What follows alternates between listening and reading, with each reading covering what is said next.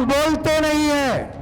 जिस दिन आप बोलना प्रारंभ कर देंगे, जिस दिन आप सवाल उठाना प्रारंभ कर दोगे, जिस दिन आप सवाल करना प्रारंभ कर देंगे, ये सरकार हिलने लग जाएगी। ये सरकार आपको जवाब देते देते थकना चाहिए, लेकिन आपके कंधे मजबूत है तो ये लड़ाई को हम अनवरत लड़ते रहेंगे। ये सभा खत्म होने के बाद में भूल नहीं जाना।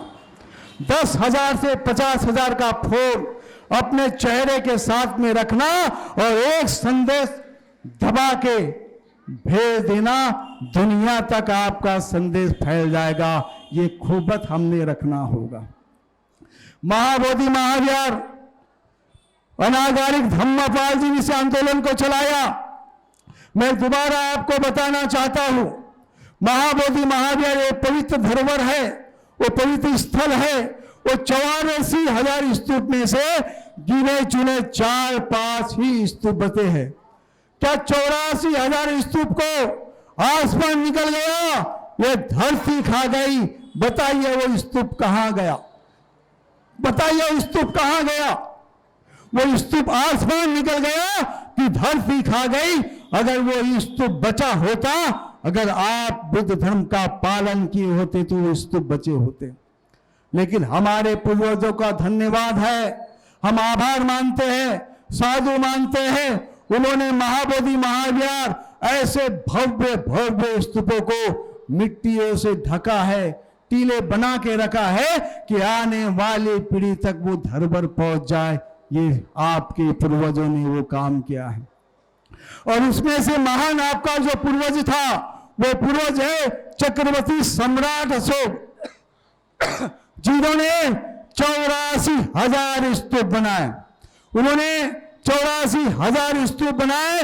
वो 84,000 स्तूप नहीं बने होते, वो शिलालेख नहीं लिखे होते, तो भारत में बुद्ध भी काल्पनिक होते। वो सम्राट अशोक की मेहरबानी है कि हम यथार्थ से कह सकते हैं कि भारत में बुद्ध जन्म लिए। हम यथार्थ से कह सकते हैं कि भारत में बुद्ध ने ज्ञान प्राप्त किया। हम यथार्थ से कहते हैं कि भारत में बुद्ध धर्म को बुद्ध ने इन्हें प्रचार प्रसार किया। वो सम्राट अशोक ने, आपके पूर्वजों ने वो काम किया। आप क्या काम करोगे? आपकी पीढ़ी जब सवाल करेगी, जब आपकी पीढ़ी जब सोचेगी कि आप क्या काम किए, तो उस वक्त क्या बोलेंगे? आपकी पीढ़ी आने वाले समय में ये सवाल करेगी कि आप हमें क्या दे रहे हैं। अगर आपको अपनी पीढ़ी को कुछ देना होगा तो धन दौलत से बढ़कर आध्यात्मिक धरोहर, संस्कृति, इतिहास दे दो। अगर ये 3 चीज आप दे सकते हो तो आपकी आने वाली पीढ़ी सुरक्षित हो सकती है। अपने पीढ़ी को सुरक्षित करने के लिए धरोहर, इतिहास, संस्कृति देना होगा। सम्राट अशोक ने 84,000 स्तूपों को बनाकर उन्होंने शिलालेख लिखा, और उसके कारण हमको यहां तक ये धरोहर, इतिहास, संस्कृति हमको यहां तक मिली है। हमको बचाने की जिम्मेदारी हमारे कंधे में है। और अनागारिक धम्मपाल जी ने जब वहां गए, घमंडी महंत जी के व्यवहार को देखकर, उनके कृत्य को देखकर वो दुखी हुए। यहां तक कि अनागारिक धम्मपाल जी को भी वहां वंदना साधना करने की भी अनुमति नहीं थी। वो दृश्य को देखकर वो बहुत दुखी हुए, वो रो पड़े, बहुत पीड़ित हुए, और उन्होंने संकल्प लिया कि मैं महाबोधि महाविहार को मुक्त करने सिवा राह न आई। ये संकल्प अनागारिक धम्मपाल जी ने लिया, और उन्होंने केस भी लगाया, उन्होंने जन जागृति भी कराई, और जन जागृति के कारण 58 साल बाद बिट एक्ट बना। लेकिन उससे पहले उन्होंने हाई कोर्ट जाने के कारण अनागारिक धम्मपाल के जी के वजह से वहां वंदना साधना करने की अनुमति मिली। ये प्रथम अनागारिक धम्मपाल की जी की जीत थी। फिर आगे जाकर बिट एक्ट बना। वो भी बिट एक्ट बनने के पीछे भी षड्यंत्र है। वो षड्यंत्र ये था कि 1950 को भारतीय संविधान लागू होने वाला था। राजेंद्र प्रसाद जी ने एक समझौता करार करके 1950 के पहले बिट एक्ट बनाया। और बीटी एक्ट बनाकर अनागारिक धम्मपाल जी के जो शिष्य थे और महंत को बिठाकर 4 बोध 4 हिंदू और कलेक्टर उसका पदेन अध्यक्ष होगा, ऐसा करके बीटी एक्ट बनाया और बीटी एक्ट को लागू करवा दिया गया। लेकिन हमारी लड़ाई रुकी नहीं थी, वो लड़ाई अनवरत चल रही थी और अनवरत चलते चलते आज तीसरी पीढ़ी के खंडे में ये लड़ाई आन पड़ी है। अब हमने सोचना है कि चौथे पीढ़ी को महाबोधि महाव्यार मुक्त करके देना है कि नहीं देना है। ये जो लड़ाई है, बीटी एक्ट की लड़ाई है, महाबोधि की लड़ाई, ये देश के आजादी के साथ साथ चलने वाला आंदोलन था। एक तरफ देश की आजादी चल रही थी, दूसरे तरफ महाबोधि महाव्यार मुक्ति आंदोलन चल रहा था। यहां तक कि गांधी जी जब कांग्रेस की सभा बुद्ध गया में हुई तो भजन आनंद कौशलन जी और भी लोगों ने उन्होंने कहा, गांधी जी को कहा कि आप महाबोधि महाव्यार को बौद्धों को सौंप दीजिए, बौद्धों के पक्ष में कर दीजिए। लेकिन उन लीडरों का यह कहना था कि पहले देश आजाद होने दो, फिर इसके बाद हम महाबोधि महाव्यार आपको सौंप देंगे। लेकिन देश आजाद हो गया, लेकिन महाबोधि महाव्यार बौद्धों को नहीं मिला। ये षड्यंत्र हमारे साथ में किया और राजेंद्र प्रसाद जी ने बीटी एक्ट बना के हमारे साथ में बहुत बड़ा षड्यंत्र किया। अब हम किसी के षड्यंत्र पे आने वाले नहीं। हमारी 2 मांगे जब तक पूर्ण नहीं होगा, यह आंदोलन चलते रहेगा। हमारी 2 मांग है, बीटी एक्ट 1949 रद्द किया जाए, पूर्णतः बौद्धों को न्याय दिया जाए, बौद्धों के पक्ष में बौद्धों को सौंप दिया जाए। ये हमारी 2 मांगे हैं। क्या ये 2 मांगों से आप हटना चाहते हो? क्या 6 बौद्ध 2 हिंदू ऐसा आप चाहते हो क्या? हम तो पूर्णतः अगर इस बार समझौता किए तो आगे हम लड़ाई नहीं लड़ पाएंगे। या तो अभी नहीं तो कभी नहीं। तो अभी हमें चाहिए, हम केंद्र सरकार को आगाह करते हैं, बिहार की राज्य सरकार को आगाह करते हैं, छत्तीसगढ़ की राज्य सरकार को आगाह करते हैं। अगर हमारे आध्यात्मिक धरोहर को नहीं दिया जाएगा तो हम आने वाले समय में वो कर दिखाएंगे, जिसका परिणाम आप खुद जान लेंगे। ये बात हम सारे तीनों सरकारों से करते हैं। बीटी एक्ट को निरस्त करना होगा। अगर बीटी एक्ट के खिलाफ आप नहीं आएंगे, हमारी धरोहर को हमको बचाना बहुत जरूरी है। हम सुखी भरा जीवन जी रहे। अगर महाबोधि महाव्यार नहीं होता, अगर बुद्ध धर्म नहीं होता, तो आपके बाल बच्चे के हाथ में तलवार, तमंचा, ये लाठी होता। लेकिन बाबा साहब अम्बेडकर की अनुकंपा है कि आप सबके, आपके समुदाय के लोगों को उन्होंने बुद्ध धर्म दिया और आपके बच्चे के हाथ से तमंचा, लाठी या तलवार को हटा दिया। अगर बाबा साहब अम्बेडकर ने बुद्ध धर्म नहीं दिया होता तो हम सील पे बंधे नहीं होते। बाबा साहब अम्बेडकर ने बुद्ध धर्म दिया तो आपके खुद का भी जीवन का रक्षा हो रहा है, अन्य लोगों का भी जीवन का रक्षा हो रहा है। ये बाबा साहब की पुण्याई है और बाबा साहब की पुण्याई से हमें डिगना नहीं चाहिए। हम आगे जाकर, आज ये आंदोलन थम नहीं रहा है, ये आंदोलन आगे चलने वाला है। मैंने कल कहा था कि मैं एक घोषणा करने जा रहा हूं। अगर आप सब छत्तीसगढ़ के लोग मेरे साथ में होंगे तो हम ये आंदोलन को पूरे भारत में, पूरे विश्व में दिखा सकते हैं। क्या आप मेरे साथ में हो कि नहीं हो, बताइए। आपने बिना सुने, बिना समझे आपने अपनी सहमति दी है कि महाबोधि महाव्यार मुक्ति आंदोलन के लिए हम आपके साथ में हैं। महाबोधि महाव्यार का 1 माह का जो 31 दिन का जो धरना प्रदर्शन था, ये धरना प्रदर्शन यहां रुकेगा, लेकिन ये धरना आगे बड़े पैमाने में गति के रूप लेने जा रहा है। ये धरने की गति क्या है वो मैं बता दे रहा हूं। एक मशाल जुलूस होगा जो पूरे प्रदेश भर में घूमेगा। एक महाबोधि महाव्यार मुक्ति आंदोलन का एक धम्म रथ घूमेगा और वो धम्म रथ लेकर मैं घूमने वाला हूं। अगर आप चाहते हो कि महाबोधि महाव्यार की जन जागृति हो तो उस धम्म रथ का आप अपने प्रदेश, अपने क्षेत्र में, अपने जिले में, अपने गांव में अपने तहसील में उस रथ का स्वागत करे और सभा लगाए, जिसके कारण ये आंदोलन और उग्र हो सकता है और बढ़ सकता है। अगर मैं एक जगह में बैठ गया तो शायद ये आंदोलन ज्यादा नहीं फैलेगा। इसलिए आंदोलन को फैलाने के लिए मैं इस जगह से उठ रहा हूं, लेकिन आंदोलन को खत्म नहीं कर रहा हूं। मैं पूरे छत्तीसगढ़ का भ्रमण करूंगा। जो आपने जो दान दिया है, उस दान के बल पर मैं छत्तीसगढ़ का भ्रमण करूंगा।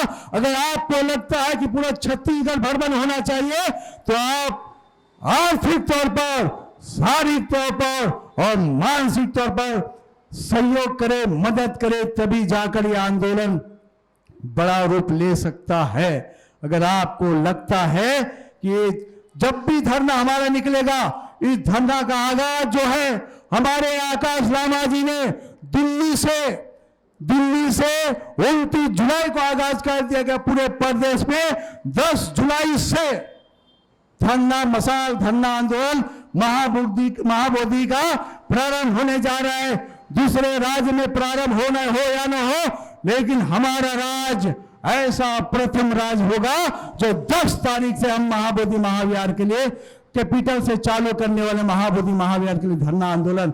अगर आपको लगता है कि धरना आंदोलन में इसको मजबूत करना है, तो हम शुरुआती दौर में हम एक पैदल मार्च निकालेंगे। 5 किलोमीटर का पैदल मार्च जहां से होगा, आप 5 किलोमीटर का पैदल मार्च में शामिल होइए। फिर उसके बाद में कार से पूरा प्रदेश घूमने का प्लान करेंगे। ये हमने आगाज कर दिया है। महाबोधि महाविहार को मुक्त करने के लिए यह आगाज हमने कर दिया है। क्या आप सब साथ में हो कि नहीं हो?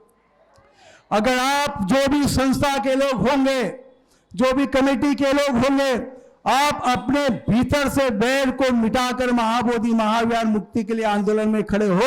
अगर महाबोधि महाविहार अगर मुक्त हो गया, अगर आपकी समिति, आपकी कमेटी, आप खुद इस आंदोलन के साथ में नहीं होंगे, तो कल जाकर आपके लोग ये सवाल पूछेंगे कि उस वक्त आप कहां थे।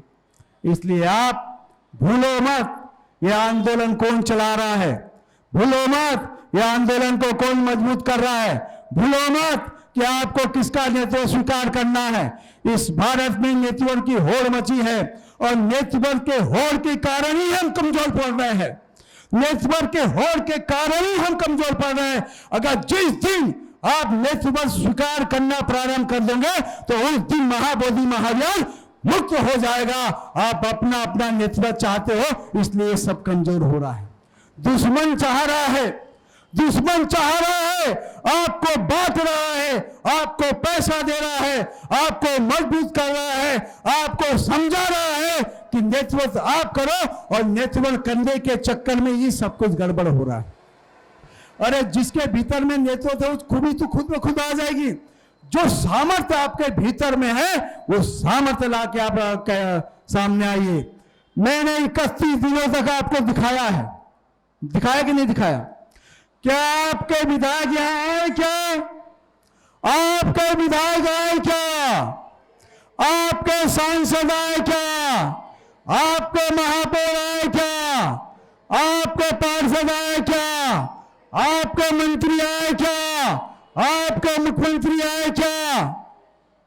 तो ये कैसी सरकार है जो आपके हितों के लिए रक्षा नहीं करती है?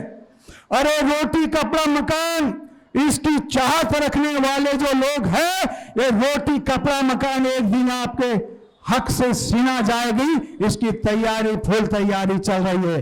अगर रोटी कपड़ा मकान के लिए अगर आप जीते होंगे, तो मैं बता दे रहा हूं कि चंद दिन ही बची है कि आपके घर से रोटी निकल जाएगी, आपके निवाले से रोटी निकल जाएगी, आपका मकान निकल जाएगा, आपके बदन से कपड़े निकल जाएंगे। ये उसकी तैयारी करके रखे हैं। रोटी कपड़ा मकान के लिए जीने की जरूरत नहीं है। बाबा साहब अम्बेडकर के वजह से आपको रोटी कपड़ा मकान मिला है, उस रोटी कपड़ा मकान को भी आप बचा नहीं पाओगे, वो आपकी रोटी कपड़ा मकान पूरा छीन लेंगे। अगर रोटी कपड़ा मकान को बचाना होगा तो संगठित होना पड़ेगा, इतिहास को बचाना पड़ेगा, संस्कृति को बचाना पड़ेगा और धरोहर को बचाना पड़ेगा। और ये बचा देंगे तो रोटी कपड़ा मकान आपका बच जाएगा, आपके आने वाली पीढ़ी बच सकती है। अगर आपकी आने वाली पीढ़ी को आप बचा सकते हो तो बचा लो, ये जिम्मेदारी आपके पास में है। आपके पास में इतनी पूंजी नहीं है कि 2-4 पीढ़ी क्या आप भरण पोषण कर लो, वो पूंजी नहीं है। ये मनुवादियों के पेट हिल गए हैं। एक पीढ़ी सिर्फ एक पीढ़ी में चंद लोगों के पास में, हमारे पास में रोटी कपड़ा मकान आया है। आज भी हमारी पीढ़ी भूखे सो रही है, आज भी हमारी पीढ़ी जिसके बदन में तन पे कपड़ा नहीं है, आज भी हमारे पीढ़ी के पास में ठीक से घर नहीं है, और हमारी एक पीढ़ी के पास में चंद लोगों के पास में कुछ संसाधन है, और कुछ संसाधन हिल रहने के कारण भी ये मनुवादी सरकारों का पेट का पानी हिल रहा है। इनके पेट का पानी इसलिए हिल रहा है कि हमने 100 साल भी ढंग से इस भारत में सुख से नहीं जिया है, हम 50 साल भी ढंग से इस भारत में सुख से नहीं दिया है। हम तो आंदोलन करते आए हैं और आंदोलन कर ही रहे। बताइए क्या मिला है? अगर हमें कुछ मिला होता तो हमें आंदोलन करने की जरूरत है? पड़ती क्या? बताइए, पड़ती? हमें कुछ नहीं मिला है, हमारे अधिकारों को कुछ दिया नहीं जा रहा है। कुत्ते जैसी हालत हमारी कर दी गई है। 1 महीने तक हमें बैठने के बाद भी कोई हमारा सुध लेने नहीं आया। ये हालत हमारी कर दी गई है। जानवर से भी बदतर हालत है। कोई जानवर पे कुत्ता भी होगा तो हम खा के 2 रोटी दिया जाता है। यहाँ पे हमारी कोई देख रेख करने वाला कुछ भी नहीं है। वो इस बात को मानना पड़ेगा। आपका प्रशासन ये होगा, उस मुर्गे मुर्गी की तरह जीवन नहीं जीने में बता दे रहा हूं। आपका जो लीडर होगा, अगर कोई बोलेगा आपको कि फलाना को वोट देना, तो जो लोग भूल चुके हैं उनके लिए मैं एक गाना पेश करना चाहूंगी आपके सामने। वीआईपी खाना, वीआईपी रहना, वीआईपी मान सम्मान, वीआईपी रहना, वीआईपी खाना, वीआईपी मान सम्मान।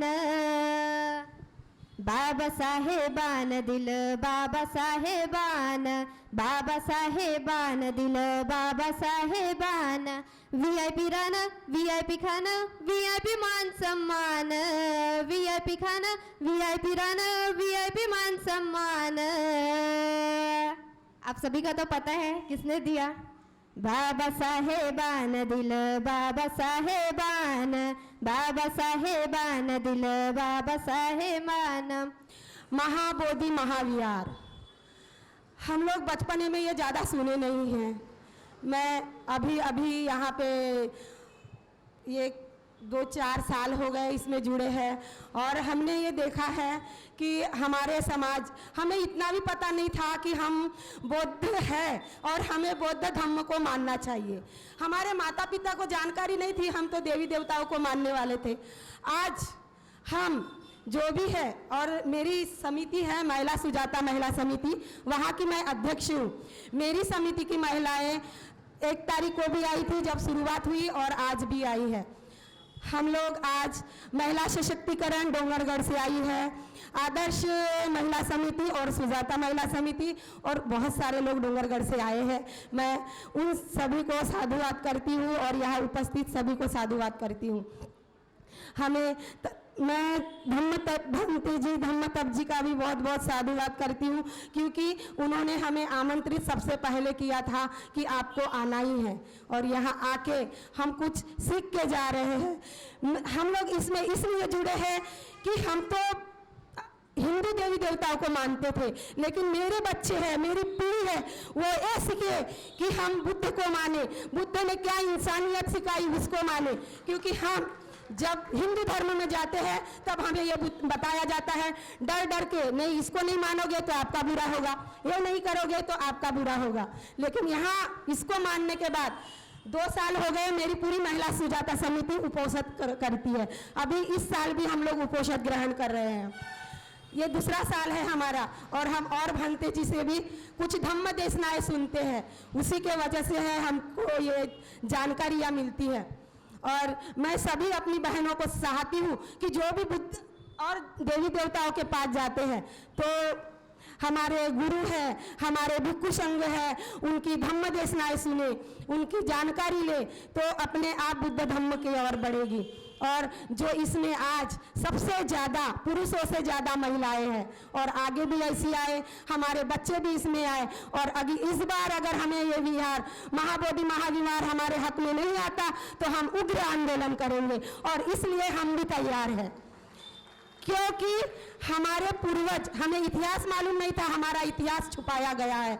मुझे भी कुछ नहीं मालूम था जब मैंने पहले सुनती थी कि हमारा इतिहास में हमारे पूर्वज कुछ नहीं किए, पूरे बुद्ध थे, ऐसा मैं समझती थी। लेकिन जब मुझे पता चला कि हमारे पूर्वजों ने 500 महारों ने 28,000 लोगों को काटा है, तब मैं बहुत खुश हुई थी, रोई भी थी अकेले में कि मेरे पूर्वज इतने महान हैं, इतने क्रांतिकारी हैं और मुझे पता नहीं।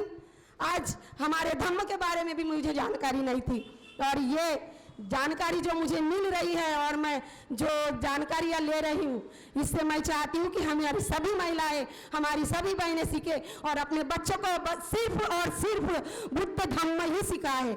सबको साधुवाद। जय भीम, नमो बुद्धा।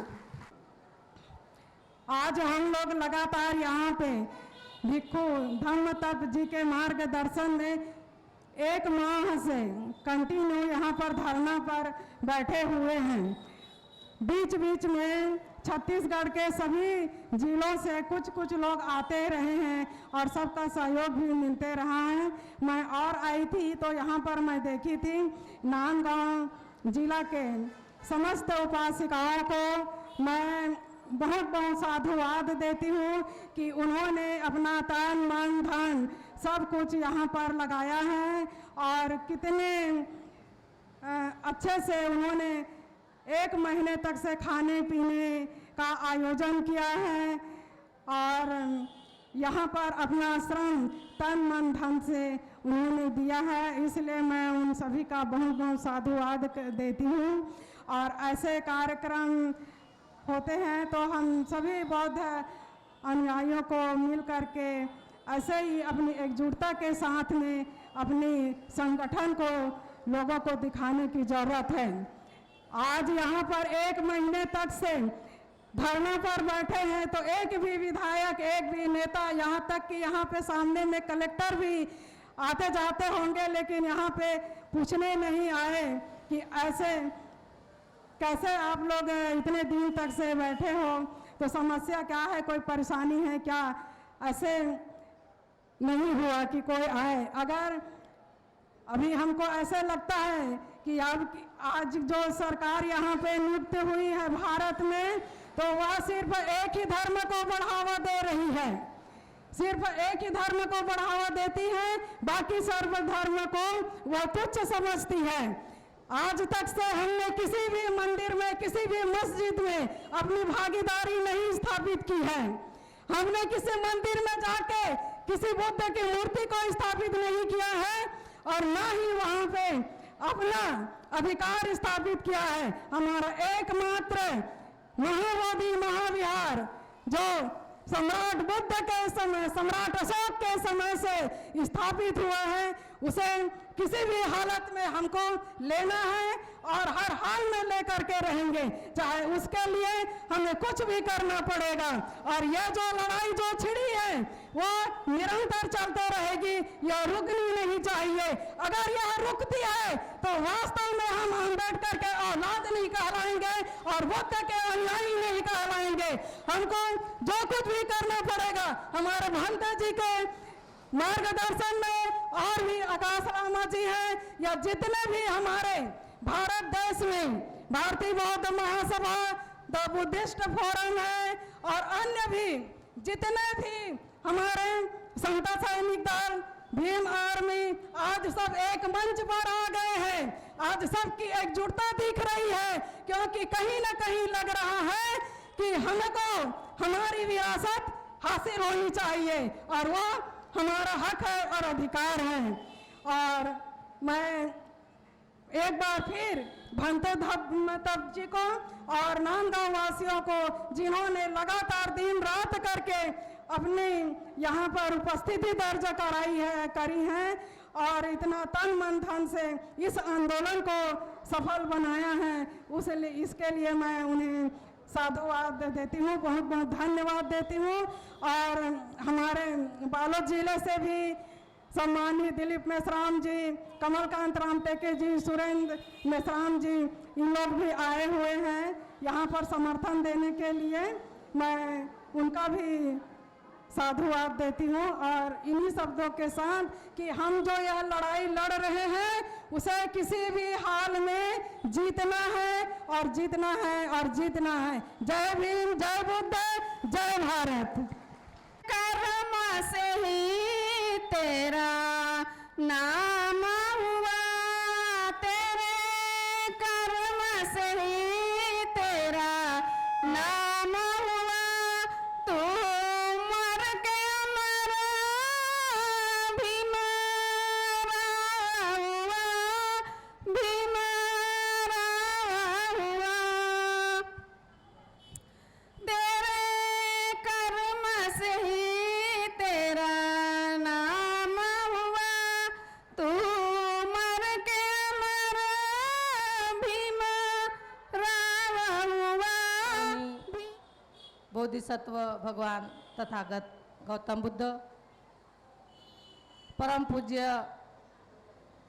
संविधान निर्माता बाबा साहेब भीमराव अंबेडकर जी को मेरा त्रिवार वंदन।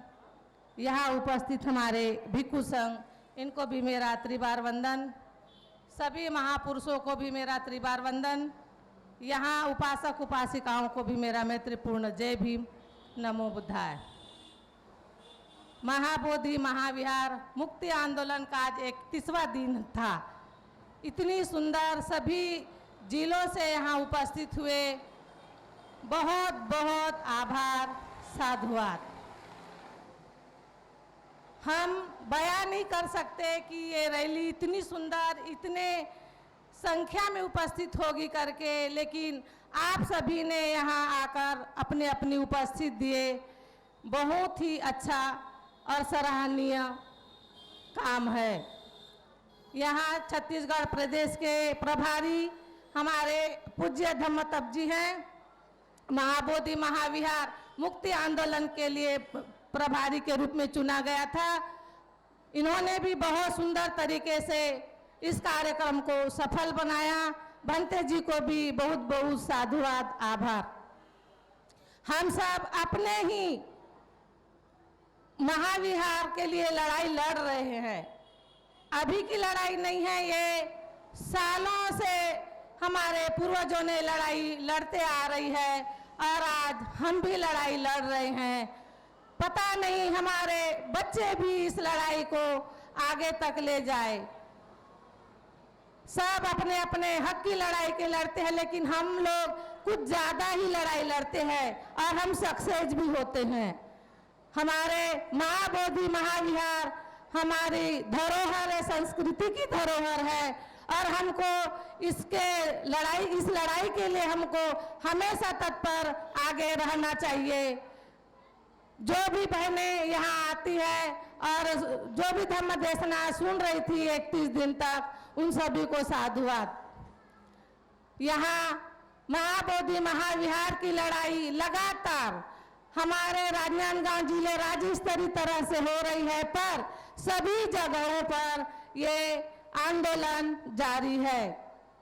मैं ज़्यादा कुछ नहीं बोलना चाहती हूँ कि मेरे पहले सभी वक्तागण ने मेरे भीम जैसे दुनिया में गुणवान होगा क्या, भगवान होगा क्या, सपने लेता ना होगा ना होगा ना, नारे ना होगा ना होगा।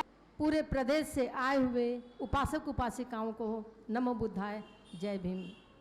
आज महाबोधि महाविहार मुक्ति आंदोलन राज्य स्तरीय राजनांदगांव का 31वां दिन, जो शानदार रैली के रूप में आप यहाँ पर सभी आए हैं और अपनी सहभागिता दिखाए हैं आपने।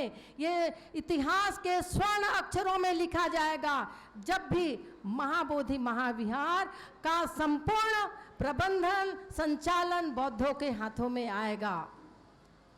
आप जब भी अनागारिक धम्मपाल जी ने जो लड़ाई लड़ी थी, उस लड़ाई को सुरेश असाई ने आगे बढ़ाया, उसके बाद में लामा जी ने इसे आगे बढ़ाया और ये राजनांदगांव राज्य स्तरीय धरना आंदोलन का प्रभार लामा जी ने हमारे धम्मतप भंते जी को सौंपा, जो प्रभारी छत्तीसगढ़ के हैं, और उन्होंने 1 जुलाई से लेकर के 31 जुलाई तक के उस मुकाम तक पहुंचाया है। हमारे वरिष्ठ जन, हमारी माताएं बहनें और हमारे युवा साथी जो लगातार इस आंदोलन में डटे रहे, जब से लेकर के ये आंदोलन चालू हुआ। हम तो ये कहेंगे कि जब 12 फरवरी जो है 12 फरवरी 2025 से आंदोलन चालू हुआ और सुगबुगाहट हुई, तो लोगों के मन में ये बात आई कि ये हमारा आंदोलन है, हमारी अस्मिता का सवाल है, हमारी विश्व धरोहर है, एक ही पूजा का स्थल है हमारा ये, और वो भी दूसरों के हाथों में। ये BTMT एक क्या है 1949, ये हमें नहीं मालूम था, वो उस दिन से पता चला हमें। और महाबोधि महाविहार मुक्ति आंदोलन के लिए लोग इस जंग में कूद पड़े और इस मैदान में ऐसे कूद पड़े कि ये विशाल जनसमूह आप लोगों के सामने दिख रहा है। हम कहेंगे कि यहाँ की जो सरकार है, छत्तीसगढ़ की सरकार को इन 31 दिनों में क्या पता नहीं चला कि यहाँ पर जो है रोज यहाँ पर इतने सारे लोग यहाँ पर आते हैं, बैठते हैं और उनके कलेक्ट्रेट में भी जाते हैं। हम लोग 2-2, 3-3 बार यहाँ से ज्ञापन दे दिया गया, लेकिन उनको कोई सुध नहीं आई। आज हम यहाँ से आह्वान करते हैं, ये आवाज इंडिया के माध्यम से हमारे विभिन्न पत्रकार जो साथी यहाँ पर विद्यमान हैं और लगातार जो साथ दे रहे हैं हमारे राजनांदगांव से और पूरे प्रदेश से, इनके माध्यम से ये बातें केंद्र सरकार के कानों तक जाएगी और साथ ही बिहार सरकार नीतीश कुमार के कानों में ये जाएगी और महाबोधि महाविहार के लिए एक नई जो है सोच हमें मिलेगी और यहाँ पर बौद्धों के हाथों में मिलेगा। जो 5 अगस्त को फैसला आने वाला है, हम सारे के सारे लोग यहाँ पर सकारात्मक रूप से एकत्रित हुए हैं और बड़ी ऊर्जा के साथ है। मैं पुनः बहुत बहुत धन्यवाद देना चाहती हूँ धम्मतप भंते जी को कि उन्होंने इस प्रभार को बखूबी निभाया और साथ ही हमारे श्रामने जी जो डटे रहे, उन्होंने भी इस प्रभार इसमें अपना साथ दिया। समस्त उपासक उपासिकाओं को मैं बहुत बहुत धन्यवाद देती हूँ कि पूरे समय ये धन एकत्रित कैसा हो इस आंदोलन के लिए, 1 महीने चलने वाले आंदोलन के लिए सामग्री कैसी एकत्रित हो, पूरे राज्य के लोगों में इस पर सहयोग दिया। खाना बनाने के लिए जिन्होंने सहयोग दिया है और भोजन एकत्र करने में जिन जिन लोगों ने सहयोग दिया है, उन सभी को बहुत धन्यवाद देती हूँ। पत्रकार भाइयों को मैं बहुत बहुत धन्यवाद देती हूँ कि हमारी बातों को आपने YouTube के माध्यम से, समाचार पत्रों के माध्यम से पहुँचाया। जब हम बिहार गए थे बोध गया में, तो कहीं पर भी किसी भी पेपर में देखने को नहीं मिला, लेकिन मुझे बहुत खुशी हुई कि पहला जो है जो आर्टिकल है, पहला जो हमारा समाचार है देशबंधु में छपा, हरी भूमि में छपा। मुझे खुशी हुई कि और कितने सारे पत्रकारों ने यहाँ पर छापे, तो छत्तीसगढ़ के पत्रकारों को सारे के सारे लोगों को मैं बहुत बहुत धन्यवाद देती हूँ। पानी की व्यवस्था जिन्होंने कराई उनको बहुत बहुत धन्यवाद देती हूँ। और इस जो है टेंट के लिए जिन्होंने पूरा अपना सहयोग दिया, हम जब चाहे तब उनसे बोलते कि भैया 200 कुर्सी ला दे, टेंट की व्यवस्था कर दे, बर्तन ला दे, वो तत्काल हमें लाकर यहाँ पर व्यवस्थित कर देते हैं। तथागत टेंट हाउस को मैं बहुत बहुत धन्यवाद देती हूँ कि उन्होंने समाज के कार्यों में धम्मदान के लिए इस तरह का जो अपनी जो है सहभागिता को निभाई है। प्रत्येक व्यक्ति को जिन्होंने ये इस 1 महीने के आंदोलन में अपनी सहभागिता प्रत्यक्ष रूप से जो दी है और जो अप्रत्यक्ष रूप से भी जिन्होंने अपने घर में बैठ के कम से कम सोचा तो कि मैं 1 महीने के आंदोलन में एक भी दिन नहीं गया या नहीं गई, लेकिन मेरे राजनांदगांव में तो यह आंदोलन हुआ है। इस तरह की सोच रखने वालों को भी हम बहुत बहुत धन्यवाद देते हैं, सभी को धन्यवाद देते हैं, शासन प्रशासन को धन्यवाद देते हैं, हमारे पुलिस कर्मियों को बहुत धन्यवाद देते हैं।